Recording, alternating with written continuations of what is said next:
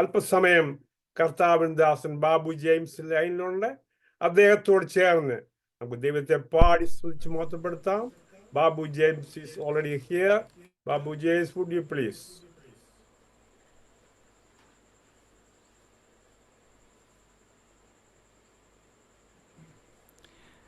കർത്താവിന് മഹത്വം. ഇങ്ങനെയൊരു അവസരത്തിനായി ദൈവത്തിന് നന്ദി, ദൈവത്തിന് സ്തോത്രം. നമുക്ക് പഴയ ചില പാട്ടുകൾ പാടാം, ദൈവത്തിന് നന്ദി കരയേറ്റാം, ദൈവത്തിന് സ്തുതി അർപ്പിക്കാം.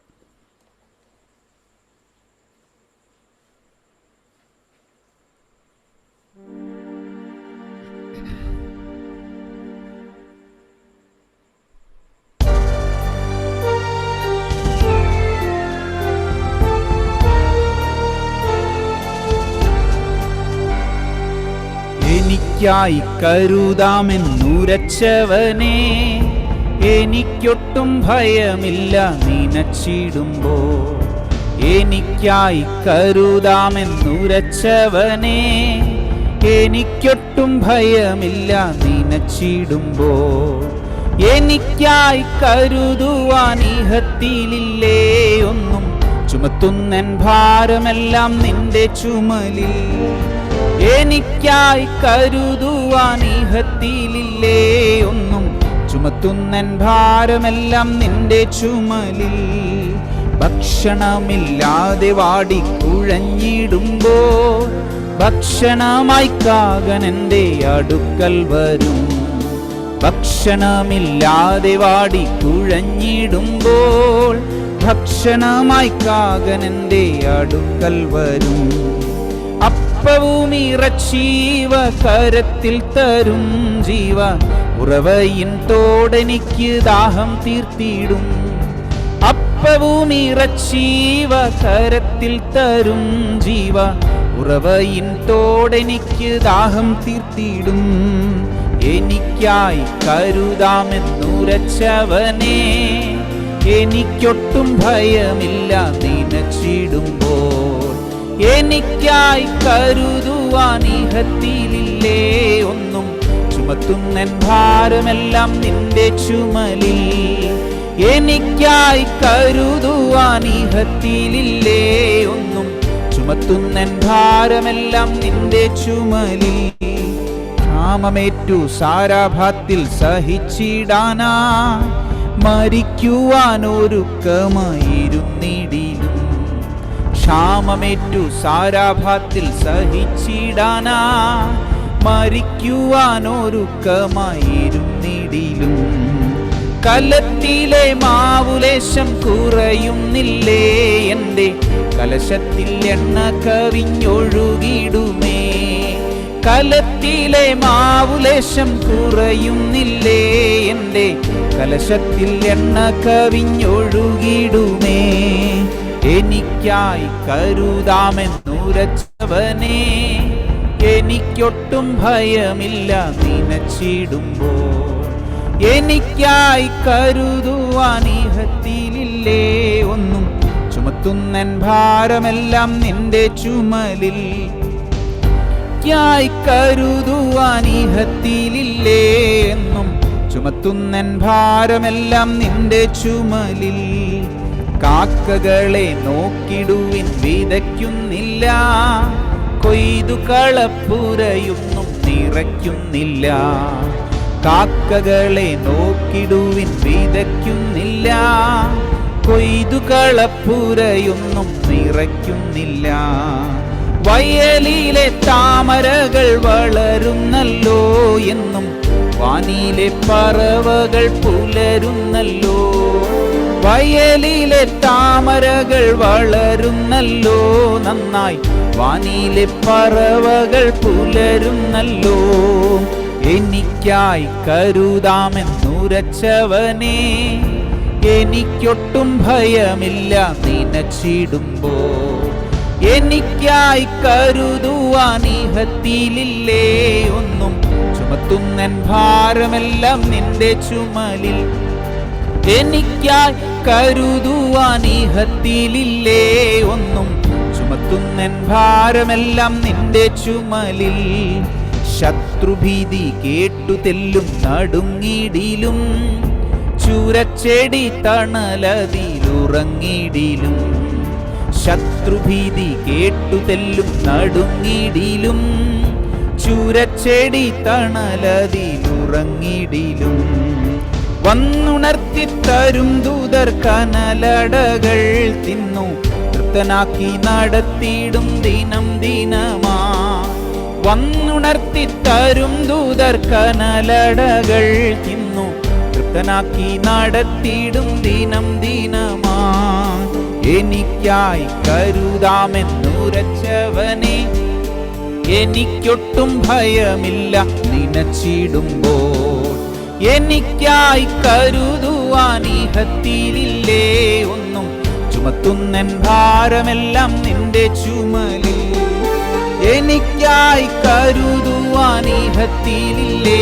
ഒന്നും ചുമത്തുന്നൻ ഭാരമെല്ലാം നിന്റെ ചുമലിൽ നെഞ്ചമേ നിൻ ചഞ്ചലങ്ങൾ ഒന്നും വേണ്ട പഞ്ചമുറിവേറ്റനാഥൻ തഞ്ചമേകിടും നെഞ്ചമേ നിൻ ചഞ്ചലങ്ങൾ ഒന്നും വേണ്ട പഞ്ചമുറിവേറ്റനാഥൻ തഞ്ചമേകിടും പിഞ്ചു പോകില്ലൊരു നാളും തൻ കരുണകൾ ഓർത്ത് പുഞ്ചിരി തൂകിടുക നീ എന്നും മനമേ പിഞ്ചു പോകില്ലൊരു നാളും തൻ കരുണകൾ ഓർത്തു പുഞ്ചിരി തൂകിടുക നീ എന്നും മനമേ എനിക്കായി കരുതാമെന്നുരച്ചവനെ എനിക്കൊട്ടും ഭയമില്ല നനച്ചിടുമ്പോൾ എനിക്കായി കരുതുവാൻ ഈഹത്തിലില്ലേ ഒന്നും ചുമത്തുന്നൻ ഭാരമെല്ലാം നിന്റെ ചുമലിൽ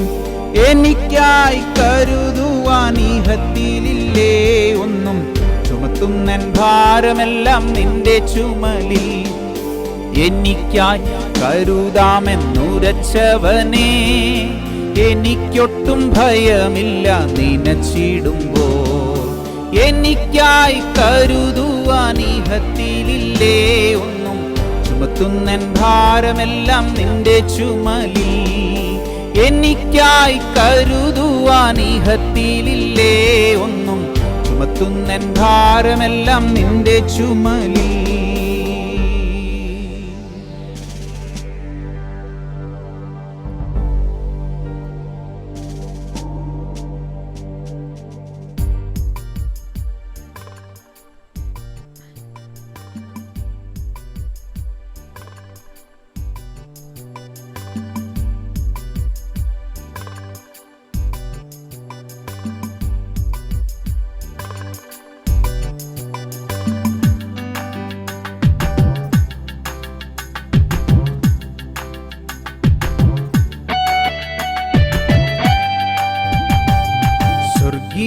നാടേ എൻ ഭാഗ്യവീടേ ആടലൊഴിഞ്ഞാനന്ദമായി വാണിടുമെൻ വീടേ സ്വർഗീയ നാടേ എൻ ഭാഗ്യവീടേ ആടലൊഴിഞ്ഞാനന്ദമായി വാണിടുമെൻ വീടേ സ്വർഗീയ നാടേ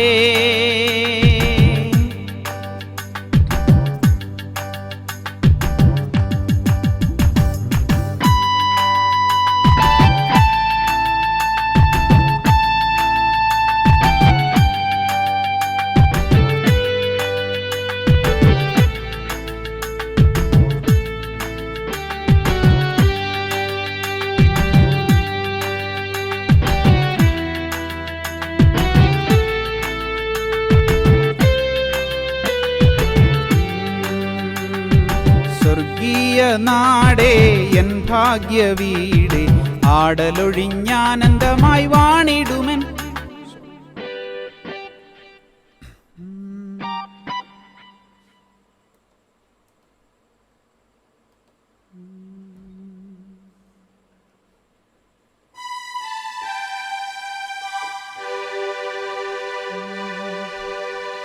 പാരിടത്തിൽ കഷ്ടതകൾ ഏറിടും നേരം എനിക്കാരുമില്ലെന്നോർത്തു ഭയം ഏറിടും നേരം പാരിടത്തിൽ കഷ്ടതകൾ ഏറിടും നേരം എനിക്കാരുമില്ലെന്നോർത്തു ഭയം ഏറിടും നേരം ആനന്ദിപ്പാൻ ആശ്വസിപ്പാൻ സ്വർഗചിന്തകൾ ദിനം ഉയരുന്നെൻ മാനസം തന്നിൽ. ആനന്ദിപ്പാൻ ആശ്വസിപ്പാൻ സ്വർഗചിന്തകൾ ദിനം ഉയരുന്നെൻ മാനസം തന്നിൽ. സ്വർഗീയ നാടേ എൻ ഭാഗ്യവീടേ, ആടലൊഴിഞ്ഞാനന്ദമായി വാണിടുമെൻ വീടേ. സ്വർഗീയ നാടേ എൻ ഭാഗ്യവീടേ, ആടലൊഴിഞ്ഞാനന്ദമായി വാണിടുമെൻ വീടേ. സ്വർഗീയ നാടേ.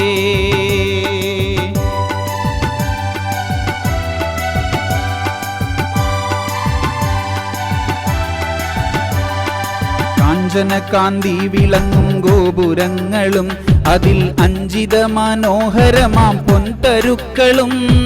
കാഞ്ചനകാന്തി വിളങ്ങും ഗോപുരങ്ങളും അതിൽ അഞ്ചിത മനോഹരമാം പൊൻതരുക്കളും. നവ്യഫലപൂരിതമാം പൊൻതരുക്കളും കാൺമാൻ കൊതിയുണ്ടെൻ മാനസം തന്നിൽ. നവ്യഫലപൂരിതമാം പൊൻതരുക്കളും കാൺമാൻ കൊതിയുണ്ടെൻ മാനസം തന്നിൽ. സ്വർഗീയ നാടേ എൻ ഭാഗ്യവീടേ, ആടലൊഴിഞ്ഞാനന്ദമായി വാണിടുമെൻ വീടേ. സ്വർഗീയ നാടേ എൻ ഭാഗ്യവീടേ, ആടലൊഴിഞ്ഞാനന്ദമായി വാണിടുമെൻ വീടേ. സ്വർഗീയ നാടേ.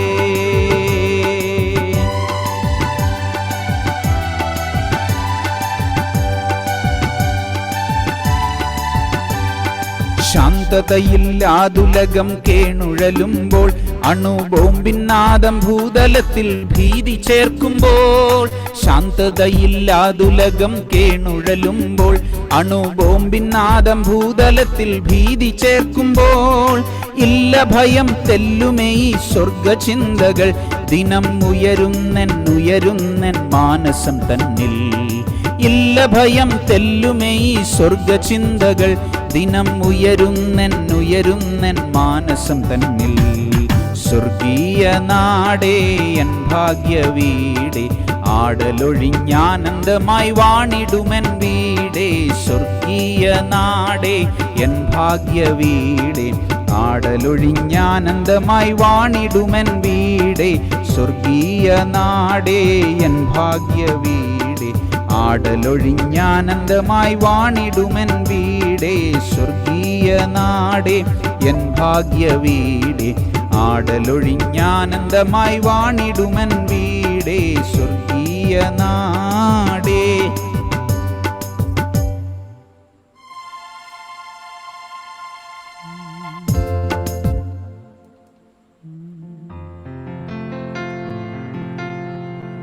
നടത്തിയ വിധങ്ങളോർത്താ നന്ദിയേകിടാതിരുന്നിടുമോ? നാഥൻ നടത്തിയ വിധങ്ങളോർത്താ നന്ദിയേകിടാതിരുന്നിടുമോ? ജീവിതത്തിന്മേടുകളിൽ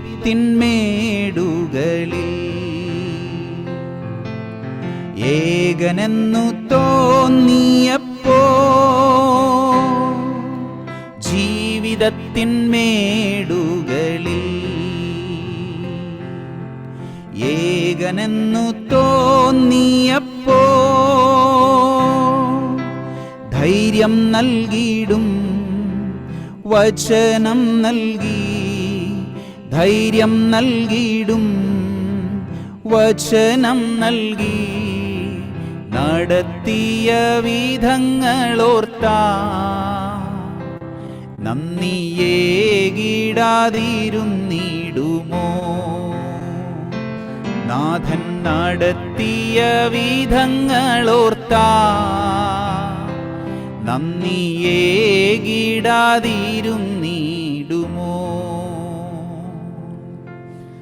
നാഥ, നല്ലവനായ ഞങ്ങളുടെ കർത്താവേ, അങ്ങേക്ക് നന്ദി കരയറ്റുന്നു, സ്തോത്രം ചെയ്യുന്നു. അങ്ങ് സ്തുതികളിന്മേൽ വസിക്കുന്ന ദൈവമാകിയാൽ ഞങ്ങളുടെ ഹൃദയങ്ങളെ അങ്ങയുടെ മുന്നിൽ പകർന്നുകൊണ്ട് ഈ ഗീതത്തിൻ്റെ വരികളോട് ചേർന്ന് അങ്ങേക്ക് നന്ദി കരയറ്റുന്നു, സ്തോത്രം ചെയ്യുന്നു. സർവ്വ ആദരവിനും മഹത്വത്തിനും ബഹുമാനത്തിനും യോഗ്യനായ കർത്താവേ, അങ്ങേക്ക് നന്ദി, അങ്ങേക്ക് സ്തോത്രം. യേശുവിൻ നാമത്തിൽ തന്നെ. Praise me. Will you please, കർത്താവിന്റെ Shuri? കർത്താവിന്റെ അതിപരിശുദ്ധ നാമം വാഴ്ത്തപ്പെടുമാറാകട്ടെ. ഇന്ന് രാവിലെ കാലവും അമേരിക്കയിൽ വൈകിട്ടും വിവിധ സോണുകളിൽ നിന്ന് ദൈവത്തിന്റെ സന്നിധിയിലേക്ക് കടന്നു വന്നിരിക്കുന്ന എല്ലാ പ്രിയ ദൈവ മക്കൾക്കും കർത്തൃദാസന്മാർക്കും ക്രിസ്തുവേശുവിൽ സ്നേഹവന്ദനത്തെ അറിയിക്കുന്നു.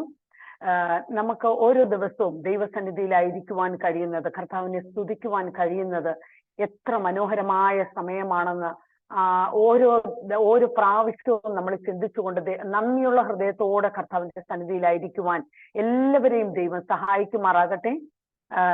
പ്രിയ ദേവദാസനെ ഓർപ്പിച്ചതുപോലെ ഇന്ന് നമ്മളോട് സാക്ഷ്യവചനങ്ങളായി പറയുന്നത് സിസ്റ്റർ സോഫിയ സുനിലാണ്.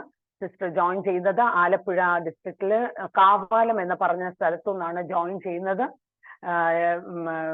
ഓർപ്പിച്ചതുപോലെ അവരുടെ ഹസ്ബൻഡ് 2017 ക്യാൻസർ, ബ്ലഡ് ക്യാൻസർ മൂലം ഈ ലോകത്തിൽ നിന്ന് വേർപെടുവാനിടയായി.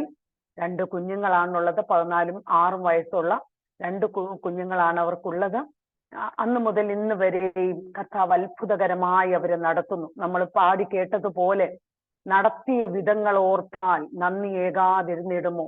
പല മേടുകളിലും, ജീവിതത്തിന്റെ പല മേടുകളിലും ഒറ്റയ്ക്കായി പോയ പല സന്ദർഭങ്ങളിലും വചനം നൽകി കർത്താവ് ആലോചനകൾ കൊടുത്ത് സിസ്റ്ററിനെ അത്ഭുതകരമായി നടത്തുന്നു.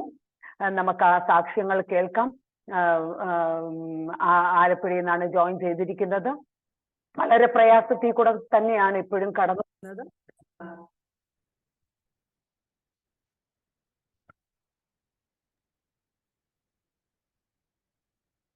സുനി നെറ്റ് കട്ടായോ സുനിയുടെ?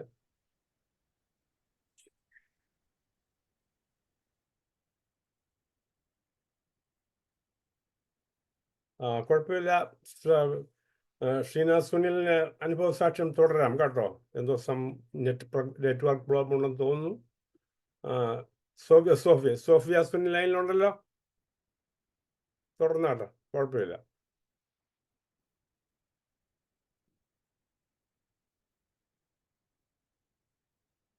ദൈവതിരുനാമത്തിന് മഹത്വം ഉണ്ടായിരിക്കട്ടെ. സൂം പ്ലാറ്റ്ഫോമിലായിരിക്കുന്ന ബഹുമാനപ്പെട്ട എല്ലാ ദേവദാസന്മാർക്കും വേഗം വരുന്നവനായ യേശുക്രിസ്തുവിന്റെ നാമത്തിൽ എന്റെ സ്നേഹവന്ദനത്തെ അറിയിക്കുന്നു. എന്റെ പേര് സോഫിയ. ഞാൻ ആലപ്പുഴ ഡിസ്ട്രിക്റ്റിൽ കാവാലം കുളുമുന്നിനും ഇടയ്ക്കാണ് താമസിക്കുന്നത്. എനിക്ക് 2 മക്കളുണ്ട്. മൂത്ത പൈതല് പെൺപൈതലാണ്, രണ്ടാമത്തേത് ആൺകുഞ്ഞാണ്. എന്റെ ഹസ്ബൻഡ് 2017 നവംബർ 27-ാം തീയതി 10 വർഷത്തിൽ കൂടുതലായി എന്റെ കൂട്ടുദാസന് ബ്ലഡ് ക്യാൻസർ ആയിരുന്നു. CML പേഷ്യന്റ് ആയിരുന്നു.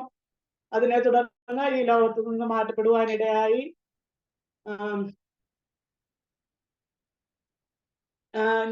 ഞങ്ങളുടെ വിവാഹം ഒരു ഹിന്ദു ബാക്ക്ഗ്രൗണ്ടിലായിരുന്നു. ഞങ്ങളുടെ വിവാഹം കോട്ടയം മെഡിക്കൽ കോളേജിലായിരുന്നു ആദ്യം അടിയന്റെ കൂട്ടദാസന്റെ ട്രീറ്റ്മെന്റ്. എന്നാൽ അവിടെ നിന്ന് അവിടെ ആ ഹോസ്പിറ്റലിൽ കാണിച്ചുകൊണ്ടിരുന്നപ്പോൾ ചാച്ചി കഴിച്ചുകൊണ്ടിരുന്ന ഗുളിക എന്ന് പറയുന്നത് ഇമാറ്റിനബിൾ എന്ന് പറയുന്ന ഗുളികയായിരുന്നു.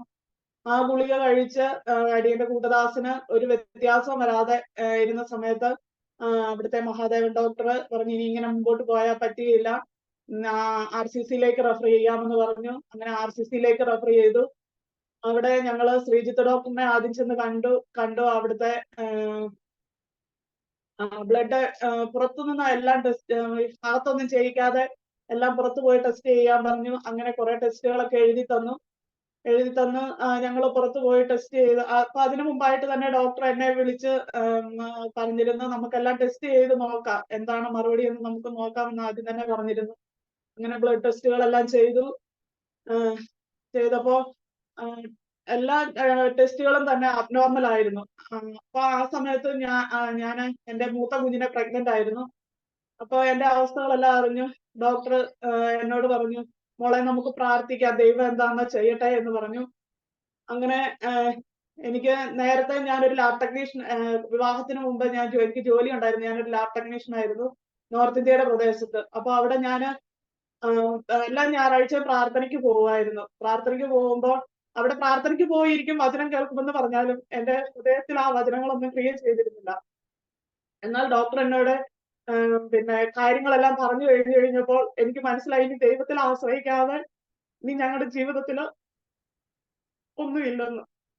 അങ്ങനെ ഞാൻ എന്റെ കൂട്ടുദാസനോട് പറഞ്ഞു, നമ്മൾ ഇത്രയും നാൾ മരുന്നിലും കാര്യങ്ങളിലും എല്ലാം ആശ്രയിച്ച് ഇനി നമുക്ക് നമ്മുടെ സത്യദൈവത്തെ വിളിക്കാമെന്ന് പറഞ്ഞ് എന്റെ വചനത്തിൽ ക്രിയ ചെയ്ത്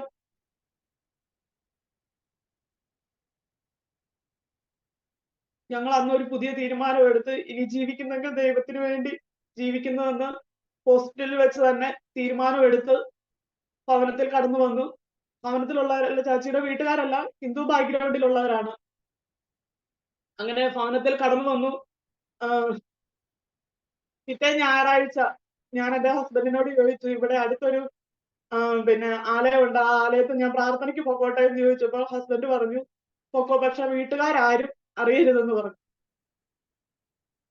അങ്ങനെ 10 ആരാധന തുടങ്ങുമെങ്കിലും ഞാൻ 11 മണി 12 മണിയൊക്കെ ആകുമ്പോൾ ആ ആലയത്തിൽ ചെന്ന് ഹന്ന ആലയത്തിൽ ചെന്നിരുന്നു മനോവസനത്തോടെ പ്രാർത്ഥിച്ചു തോന്നുന്നു.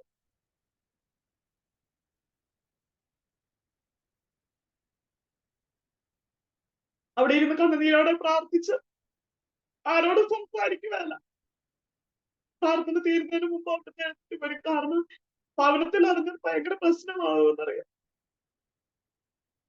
അങ്ങനെ ചില ആഴ്ചകൾ അങ്ങനെ കഴിഞ്ഞു. എന്നാൽ കൂട്ടുദാസം പ്രാർത്ഥനയ്ക്കൊന്നും വരുന്നില്ലായിരുന്നു. പിന്നീട് കൂട്ടുദാസനോട് പിന്നീട് ദേവദാസൻ ഒരു ദിവസം എന്നെ വഴിയിൽ വെച്ച് കണ്ട് എന്താണ് പ്രശ്നങ്ങൾ കാര്യങ്ങളെന്നൊക്കെ ചോദിച്ചപ്പോ ഇങ്ങനെ കാര്യങ്ങൾ പറഞ്ഞപ്പോ പറഞ്ഞു കൂട്ടുദാസനെയും കൂട്ടി ഭവനത്തിലേക്ക് വരണമെന്ന് പറഞ്ഞപ്പോ ഞാൻ പറഞ്ഞു എന്റെ ഭവനത്തിൽ ഇങ്ങനെയുള്ള അവസ്ഥകളൊക്കെയാണ്, അത് സാരമില്ല, നമുക്ക് പ്രാർത്ഥിക്കാമെന്ന് പറഞ്ഞു. അങ്ങനെ രാത്രിയില് എല്ലാവരും ഉറങ്ങി കഴിഞ്ഞു കഴിയുമ്പോൾ ഭവനത്തിൽ എല്ലാവരും ചേട്ടനും കുടുംബവും മാതാപിതാക്കളുണ്ട്, അവരെല്ലാം രാത്രിയിൽ ഉറങ്ങി. ഒരു 11 മണിയാകുമ്പോൾ ഞങ്ങൾ പയ്യെ കഥക് തുറന്നു. അപ്പൊ അടുത്താണ് ബന്ധക്കോസാലയം. പയ്യെ കഥക് തുറന്ന് ദേവദാസന്റെ ഭവനത്തിലേക്ക് പോകും.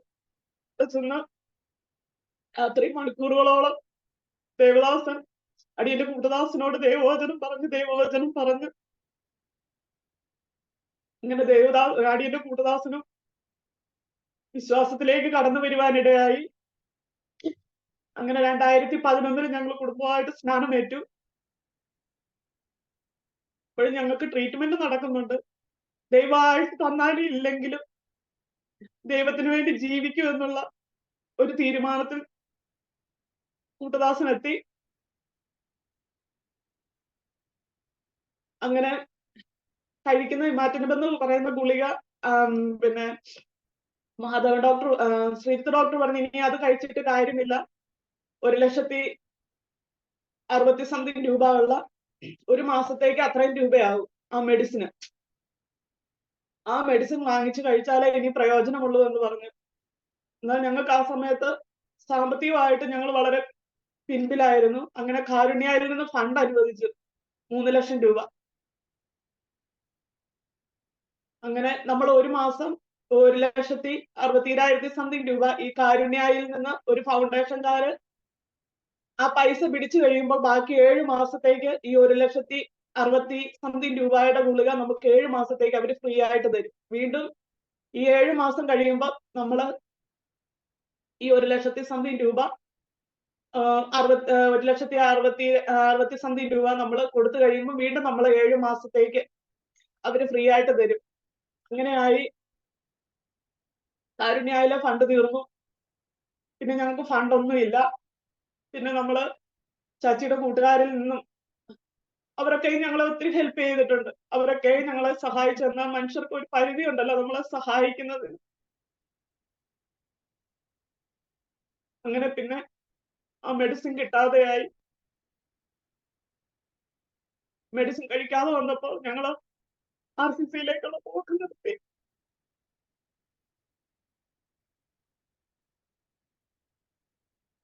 അങ്ങനെ ഈ ശരീരത്തിൽ ചാച്ചിക്ക് TCയുടെ കൗണ്ട് കൂടുമ്പോൾ പ്ലേറ്റ്ലെറ്റ് കുറയുമ്പോൾ ശരീരത്ത് എല്ലാം ഇങ്ങനെ ഈ ബ്ലഡിന്റെ ഈ രോമക്കുത്തുകളിൽ ഇങ്ങനെ ചുമല കളറിൽ വരും. അതുപോലെ വായിൽ നിന്ന് ബ്ലീഡിങ്, ബ്ലഡ് പോകുന്ന അവസ്ഥ, മലത്തിൽ കൂടി ബ്ലഡ് പോകുന്ന അവസ്ഥ. എങ്കിലും ആ സമയങ്ങളിലൊന്നും ദൈവത്തോട് പിറുപിറുക്കുവാനും ദൈവം എന്നെ സൗഖ്യമാക്കും ഭാരപ്പെടേണ്ട എന്ന് പറഞ്ഞു എന്നെ ബലപ്പെടുത്തി നിർത്തും.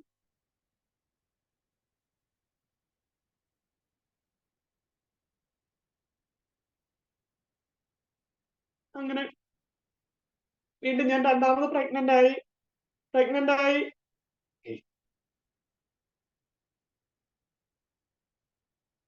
RCCയിലേക്ക് രണ്ടാമത് പ്രഗ്നന്റ് ആയി കഴിഞ്ഞു. ആ സമയത്ത് ഞങ്ങൾക്ക് RCC ഞങ്ങൾ ട്രീറ്റ്മെന്റിന് പോകുന്നുണ്ടായിരുന്നു. അങ്ങനെ ഒരു ദിവസം ഈ പൈസ ഇല്ലാതെ വന്നപ്പോ ഞങ്ങൾ ഹോമിയോ കോളേജിൽ കൊണ്ട് കാണിച്ചു. ഇങ്ങനെ ഈ അസുഖമാണ്, ഞങ്ങൾ ഇത്രയും നാൾ ഇംഗ്ലീഷ് മരുന്നാണ് കഴിച്ചുകൊണ്ടിരുന്നത്, ഇനി ഞങ്ങൾക്ക് ട്രീറ്റ്മെന്റിന് പൈസ ഇല്ലാതെ കാരണം ഞങ്ങൾ ഈ ഹോമിയോയിൽ ഈ ചികിത്സ ചെയ്യാനായിട്ട് വന്നതാണെന്ന് പറഞ്ഞെങ്കിൽ അവിടുത്തെ ഡോക്ടർമാര് ചാച്ചിക്ക് ഒരു ട്രീറ്റ്മെന്റും കൊടുത്തില്ല. നിങ്ങൾ ഇന്ന് ചെന്ന് കണ്ടു കഴിഞ്ഞാൽ പറയും ഇന്ന് നിങ്ങൾ കഴിക്കുന്ന ഫുഡ് എന്നാണ്, അങ്ങനെയുള്ള കാര്യങ്ങൾ ചോദിക്കും. മെഡിസിൻ ഒന്നും അവർ തരത്തില്ല. പിന്നെ എന്നിട്ട് പറയും അടുത്ത ആഴ്ച വരാൻ പറഞ്ഞു. അങ്ങനെ 3-4 ആഴ്ചയായി. അപ്പൊ ഈ ചാച്ചിക്ക് വായിക്കൂടെ ഇങ്ങനെ ബ്ലഡ് പോവുകയും എല്ലാ കാര്യങ്ങളും ഉണ്ട്.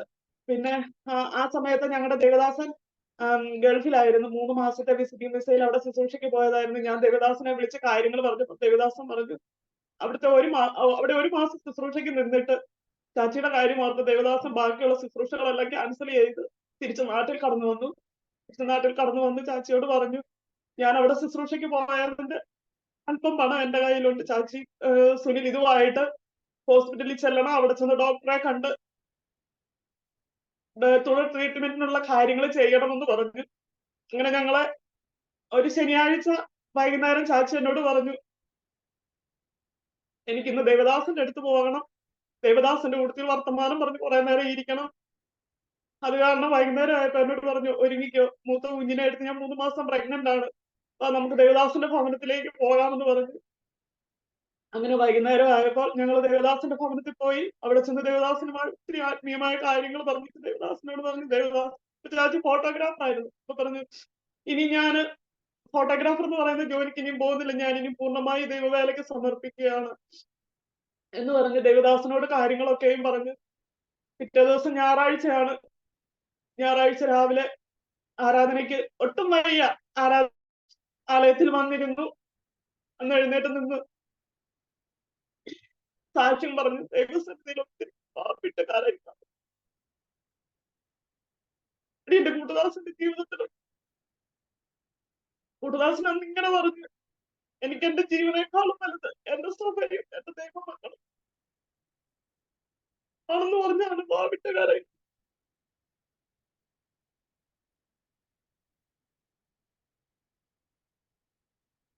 അന്ന് വൈകുന്നേരം രാത്രിയില് ചാച്ചിയുടെ അപ്പൊ അന്ന് ഞങ്ങള് ദേവദാസന്റെ ഭവനത്തിലാണ്. തിങ്കളാഴ്ച ഞങ്ങൾക്ക് ഈ ദേവദാസൻ തരുന്ന പൈസയുമായിട്ട് ഞങ്ങൾ ഹോസ്പിറ്റലിൽ ട്രീറ്റ്മെന്റിനായിട്ട് പോകണം. അപ്പം ഞായറാഴ്ച വൈകുന്നേരം ആയപ്പോ എന്റെ മൂത്ത മോളെ പിടിച്ച് വല്ലാതെ അങ്ങ് സ്നേഹിക്കുക, അവിടെ കൊടുത്തി കിടക്കുകയും എല്ലാം ചെയ്യുന്നു. അതുപോലെ ചാച്ചിയുടെ കൂട്ടുകാരന്മാരെ വിളിച്ച് അവരോട് പറയുന്നു, നിങ്ങൾ അങ്ങനെയല്ല ഇങ്ങനെയായിരിക്കണം, നിങ്ങളുടെ ഭവനത്തിൽ ചെയ്യേണ്ട കാര്യങ്ങൾ ചെയ്യണം എന്നൊക്കെയും പറഞ്ഞ് അവരെ ഉപദേശിക്കുകയാണ്. ഉപദേശിച്ച് എന്റെ അടുത്തേക്ക് വന്നേടി, ഞാൻ മരിച്ചു പോയാ എന്റെ ഫോട്ടോ ഭവനത്തിലെങ്ങും വെക്കരുത്, അത് ബൈബിൾ അടിസ്ഥാനത്തിൽ തെറ്റാണ് എന്നൊക്കെ എന്നോട് ഇങ്ങനെ പറഞ്ഞു തരികയാണ്. രാത്രിയിൽ എഴുന്നേറ്റിരുന്ന് എന്നോട് പറഞ്ഞു എനിക്ക് വേണ്ടി പ്രാർത്ഥിക്കാൻ പറഞ്ഞു. അപ്പൊ ഞങ്ങൾ രണ്ടുപേർ, അപ്പൊ കുട്ടദാസൻ ഒട്ടും വയ്യ, ഇങ്ങനെ കൈ കോർത്ത് പിടിച്ചിരുന്ന് പ്രാർത്ഥിക്കുകയാണ്. വായിന്ന് ഇങ്ങനെ ബ്ലഡ് പോയിക്കൊണ്ടിരിക്കുകയാണ്. അത് അടുത്തിങ്ങനെ ഒരു പാത്രം വെച്ചിട്ടുണ്ട്, അതിലേക്ക് തുപ്പി കളയും. തിങ്കളാഴ്ച രാവിലെ എഴുന്നേറ്റു. അപ്പൊ ദേവദാസനോട് പറഞ്ഞു, ദേവദാസ എനിക്ക് വരാലുകറി വെച്ച് തരാൻ പാസ്റ്ററിന്റെ അമ്മയോട് പറയണം, പാസ്റ്ററിന്റെ അമ്മ വെക്കുന്ന കറി നല്ല കറിയാണ്, അത് കാരണം എനിക്ക് വരാലുകറി കൂട്ടാൻ ഭയങ്കര ആഗ്രഹമാണ്, നാളെ ഞാൻ ഹോസ്പിറ്റലിൽ പോയിട്ട് തിരിച്ചു വരുമ്പോ അമ്മയോട് പറയണം എനിക്ക് വരാലുകറി വെച്ച് തരാൻ പറയണോ എന്നൊക്കെ പറഞ്ഞ് പിറ്റേ ദിവസം രാവിലെ ഞങ്ങള് RCCയിലേക്ക് പോകാൻ എഴുന്നേറ്റു. എഴുന്നേറ്റ് ദേവദാസന്റെ മോന് ഞങ്ങളെ കാവാലത്ത് കടത്തിന്റെ അവിടെ കൊണ്ട് വിട്ടു. അപ്പൊ ഞാൻ ഇളയ കുഞ്ഞിനെ 3 മാസം പ്രഗ്നന്റ് ആണ്. അപ്പൊ ഞാൻ ഛർദിച്ചേച്ച് ഞാൻ ആറ്റിലിറങ്ങി ഞാൻ തന്നെ കഴുകാൻ ഒരുങ്ങിയപ്പോ എന്നോട് പറഞ്ഞു, എടി അത് ആറാന്ന് അറിയത്തില്ലേ, നീ ഇങ്ങനെ മേലാതിരിക്കുന്നല്ല, നിക്ക് ഞാനും കൂടെ വരാം എന്ന് പറഞ്ഞ ആറ്റിലിറങ്ങി എന്നെ വായൊക്കെ കഴിയിച്ച് ഞങ്ങൾ കടത്ത് കയറി അക്കരെ ഇറങ്ങി ബസ് കയറി ഞങ്ങള് RCC-യിലേക്ക് പോവുകയാണ്. RCC-യിലേക്ക് പോകുമ്പോൾ ഞങ്ങൾ ട്രാൻസ്പോർട്ട് ബസ്സിൽ കയറിയപ്പോഴപ്പോഴും ഞങ്ങൾക്ക് ഒരു ദുരനുഭവം ഉണ്ടായി. അതോടുകൂടി എന്റെ ചാച്ചി അല്ലാത്തൊരവസ്ഥയിലേക്ക് പോയി. ഞങ്ങള് വീണ്ടും ചങ്ങനാശ്ശേരി ചെന്ന് ട്രെയിൻ കയറി തമ്പാനൂര് ചെന്നിറങ്ങി കഴിഞ്ഞ് കഴിഞ്ഞപ്പോ ചാച്ചി പറഞ്ഞു എനിക്ക് ഛർദിക്കണമെന്ന് പറഞ്ഞു. അങ്ങനെ അവിടെയുള്ള ഒരു സിങ്കിൽ പോയി ഛർദിച്ചപ്പോ ബ്ലഡ് ക്ലോട്ട് ആയി. കറുത്ത രീതിയിൽ ഛർദിക്കാണ്. അപ്പൊ എന്നോട് പറഞ്ഞു, എടി ഞാനിങ്ങനെ കറുത്ത രീതിയിൽ ഛർദിക്കുന്നത് എന്താണെന്ന് അറിയില്ല. ഞാൻ പറഞ്ഞു സാരമില്ല ചാച്ചി, ബാ നമുക്ക് പെട്ടെന്ന് ഹോസ്പിറ്റലിൽ പോകാന്ന് പറഞ്ഞു. അവിടുന്ന് ഞങ്ങൾ അവിടെ ഹോസ്പിറ്റലിൽ ചെന്ന് കഴിഞ്ഞപ്പോ തന്നെ ചാച്ചിക്ക് നടക്കാനോ ഇരിക്കാനോ ഒന്നും പറ്റാത്ത അവസ്ഥയായി. ഞാൻ ഇവിടുന്ന് കുറച്ച് തുണികളൊക്കെയാണ് പോയത്. അതിലെല്ലാം ഛർദിച്ച് വല്ലാത്ത അവസ്ഥയിലായി. പെട്ടെന്ന് തന്നെ ഡോക്ടറെ വിവരം അറിയിച്ചു. ഡോക്ടർ ബ്ലഡ് ടെസ്റ്റിന് എഴുതി തന്നു. ചാച്ചിയുടെ കൗണ്ട് ടെസ്റ്റ് ചെയ്തപ്പോ TC കൗണ്ട് 4 ലക്ഷത്തിലധികം പോയി. പ്ലേറ്റ്ലെറ്റ് 1000-ലേക്ക് വന്നു. അങ്ങനെ വല്ലാത്തൊരവസ്ഥയിലേക്ക് ചാച്ചിയായി.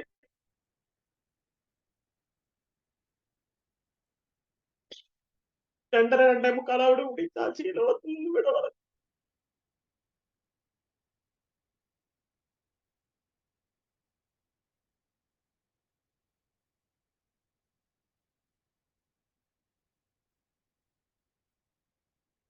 ഞങ്ങൾ വിശ്വാസത്തിലേക്ക് വന്നിട്ടുണ്ട്.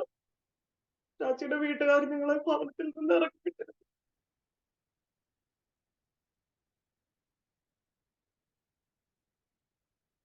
അങ്ങനെ ഞങ്ങൾ വാടകയ്ക്കായിരുന്നു താമസിച്ചുകൊണ്ടിരുന്നത്. എന്നാൽ ചാച്ചി പോകുന്നതിന്റെ 1.5 വർഷം മുമ്പ് ഞങ്ങൾക്ക് പഞ്ചായത്തിൽ നിന്ന് 2 ലക്ഷം രൂപ അനുവദിച്ചു. അതുപോലെ ചാച്ചിയുടെ ഫോട്ടോഗ്രാഫിയുടെ അസോസിയേഷൻകാര് ഞങ്ങളെ സഹായിച്ചു. അങ്ങനെ ചെറിയ രീതിയിൽ ഞങ്ങളൊരു ഭവനം പണിതു. ആ ഭവനത്തിൽ ചാച്ചി 1.5 വർഷം താമസിച്ചിട്ടാണ് പോയത്. എന്നാൽ ചാച്ചിയുടെ ട്രീറ്റ്മെന്റിനോടനുബന്ധിച്ച് ഒത്തിരി കടബാധ്യതകൾ ഉണ്ടായിരുന്നു. അപ്പൊ ചാച്ചി 18-ാമത്തെ വയസ്സിൽ ഈ ഫോട്ടോഗ്രാഫിയുടെ ഫീൽഡിലേക്ക് ഇറങ്ങിയതാണ്. കഴിഞ്ഞപ്പോ ഒരു 2 വർഷം കഴിഞ്ഞപ്പോ ചാച്ചിക്ക് തന്നെ സ്വയമായ ഒരു ഇതുണ്ടായി. അല്പം സ്ഥലം മേടിച്ചിരുന്നു. അങ്ങനെ ചാച്ചി അല്പം സ്ഥലം മേടിച്ചു ഇട്ടിരുന്നു. ഇപ്പൊ ഞങ്ങൾ താമസിക്കുന്ന വീട് അവിടെയാണ്.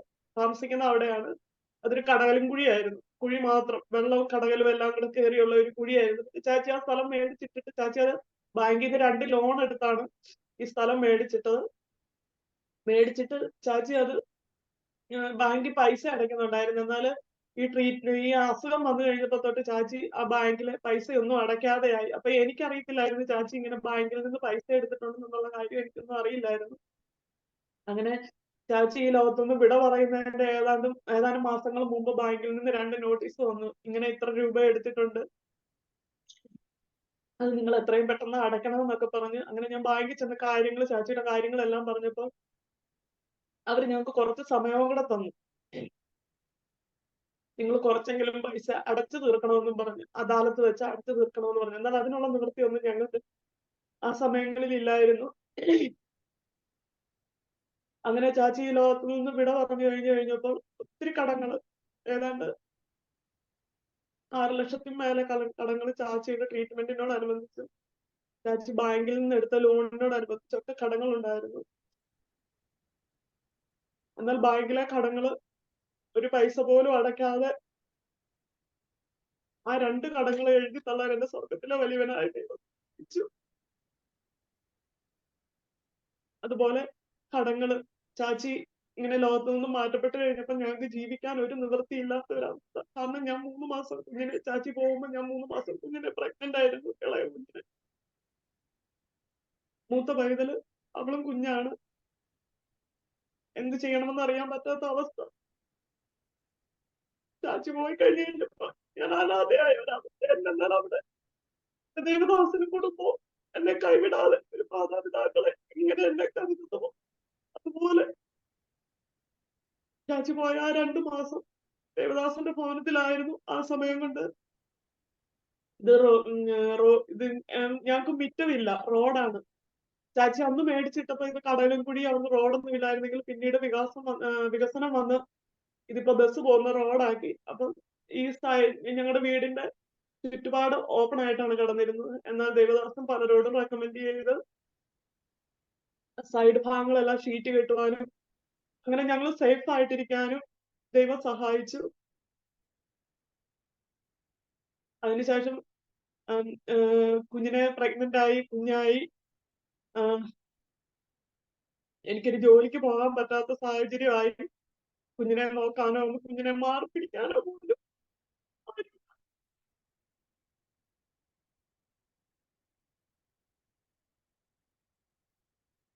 ദൈവം എന്നെ അവിടെ എല്ലാം ബാധിച്ചു.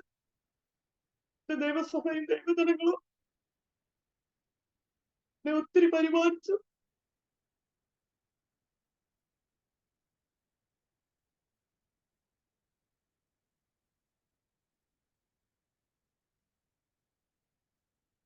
ഇന്നും അവരെന്നെ അതുപോലെ തന്നെ കെയർ ചെയ്താണ്, കുഞ്ഞുങ്ങളെ കെയർ ചെയ്താണ് കൊണ്ടുപോകുന്നത്. പാവപ്പെട്ട സഭയാണ് എങ്കിൽ അവർക്ക് ചെയ്യാവുന്ന രീതിയിലൊക്കെയും അവര് ഞങ്ങളെ സഹായിക്കുന്നു. അതുപോലെ വിധവാ പെൻഷൻ കിട്ടുന്നുണ്ട്. അതും കൊണ്ടൊക്കെയാണ് ജീവിതം കഴിഞ്ഞു പോകുന്നത്. എനിക്ക് 2018 വെള്ളപ്പൊക്കം വന്നപ്പോ എന്റെ അരയ്ക്ക് മേളിലുണ്ടായിരുന്നു ഭവനത്തിൽ വെള്ളം. എന്നാൽ ആ വെള്ളം കയറുന്നതിന് മുമ്പ് തന്നെ ഇവിടെ നിന്ന് ദേവദാസനം കുടുംബം എന്നെ ഇവിടുന്ന് വന്ന് കൊണ്ടുപോയി. പിന്നെ ഞങ്ങള് വേറൊരു ഭവനത്തിലായിരുന്നു. തിരിച്ചു വന്നപ്പോൾ ഭവനത്തില് ഉള്ളതൊക്കെ ഇഷ്ടപ്പെട്ട അവസ്ഥ. 2018 വെള്ളപ്പൊക്കം കഴിഞ്ഞപ്പോൾ കര ചെരിഞ്ഞു, റോഡ് പൊങ്ങിക്കഴിഞ്ഞു കഴിഞ്ഞപ്പോ ഞങ്ങളുടെ ഭവനം താന്നു.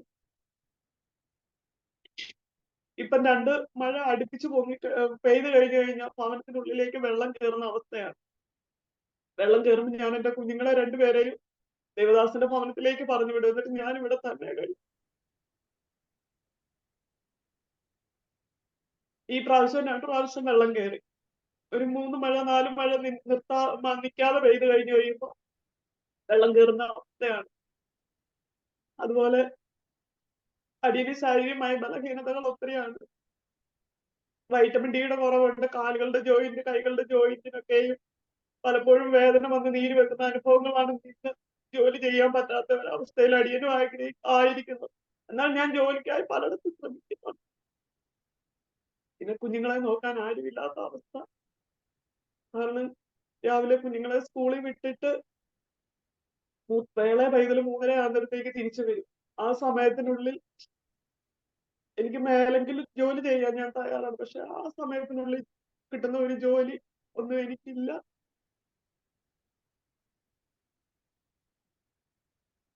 എങ്കിലും ദൈവം ഇസ്രായേൽ മക്കളെ മരുഭൂമിയിലൂടെ നടത്തിയതുപോലെ ചെരുപ്പ് പഴകാതെ വസ്ത്രം പഴകാതെ ശ്രേഷ്ഠമായ ഭോജനത്തിന്റെ പകൽ മേഘസ്തംഭം രാത്രിയാക്കി കൂടുവാൻ ദൈവം ഇസ്രായേൽ ജനത്തെ നടത്തിയതുപോലെ ഇന്ന് വരെ ഈ നിമിഷം വരെ കാര്യങ്ങളെ നടത്തുന്നു.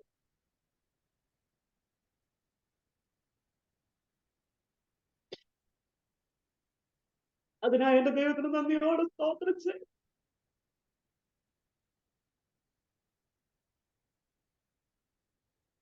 മൂത്ത പൈതല് 9ാം സ്റ്റാൻഡേർഡിൽ പഠിക്കുന്നു.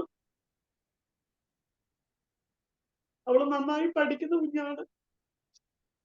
എന്റെ കൂട്ടുദാസം പോകുന്നതിന് മുമ്പ് അവളോട് പറഞ്ഞ കാര്യം, നീ പഠിച്ചൊരു കളക്ടർ ആകണം. കാരണം നമ്മുടെ ദൈവനാമത്തിന് വേണ്ടി, ദൈവനാമത്തിന്റെ കാര്യത്തിന് വേണ്ടി നമ്മൾ ഗവൺമെന്റുകളിൽ ചെന്ന് ആശ്രയിക്കുമ്പോൾ അവര് പലരും നമുക്ക് അനുകൂലമായിട്ടൊന്നും ചെയ്യുന്നില്ല. എന്നാൽ നമ്മുടെ ദൈവനാമത്തിന് വേണ്ടി നിലകൊള്ളുക, ദൈവത്തെ അറിയുന്ന ഒരു ദൈവപൈതൽ എഴുന്നേക്കണം. ദേവദാസ് ഈ ചാച്ചി എവിടെയായാലും പോകുമ്പോൾ അടിയുടെ പൈതലിനെ ആയിട്ട് പോകത്തുള്ളൂ.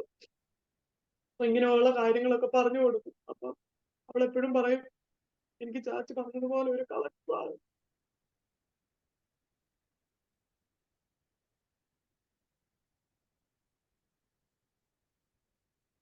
അതിനുവേണ്ടി എല്ലാ ദൈവമക്കളും പ്രാർത്ഥിക്കണം. കളക്ടറാകുന്നത് ദൈവനാമത്തിന് വേണ്ടി നിലകൊള്ളുന്ന ഒരു പൈതലായി തീരണം. എന്റെ ഇളയ പൈതലും, കാരണം ഞങ്ങൾക്ക് ഇളയ പൈതല് ആദ്യത്തെ കുഞ്ഞുണ്ടായപ്പോ ചാച്ചിയുടെ സഹോദരങ്ങൾ പറഞ്ഞു ഹിന്ദു ദൈവങ്ങളെ വിളിച്ചത് കൊണ്ടാണ് ഈ മൂത്ത പൈതൽ ഉണ്ടായത്. ഞങ്ങൾ വിശ്വാസത്തിലേക്ക് കടന്നു വന്നു കഴിഞ്ഞപ്പോ അടിയന്റെ സഹോദരങ്ങൾ പറഞ്ഞു അവർക്ക് ഇനി ഒരു കുഞ്ഞുണ്ടാകത്തില്ല. കാരണം അവര് ഹിന്ദു മാർഗത്തിലുള്ള ദൈവങ്ങളെ ഉപേക്ഷിച്ചിട്ടാണ് ഈ ദൈവത്തെ വിളിക്കാൻ പോയിരിക്കുന്നത്. അത് കാരണം ഈ ദൈവം ഇവരെ സഹായിക്കയില്ല, അവർക്കൊരു തലമുറ ഉണ്ടാകുകയില്ല എന്ന് പറഞ്ഞെങ്കിലും ഞങ്ങൾ ദൈവസന്നിധിയിൽ ഞാനും ചാച്ചി ആ വിഷയം വെച്ച് പ്രാർത്ഥിച്ചു.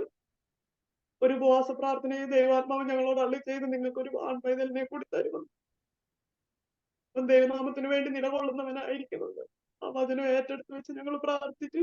ആ ആലോചന കേട്ട് 3-ാം മാസം ഞാൻ പ്രഗ്നന്റ് ആവുവാനിടയായി.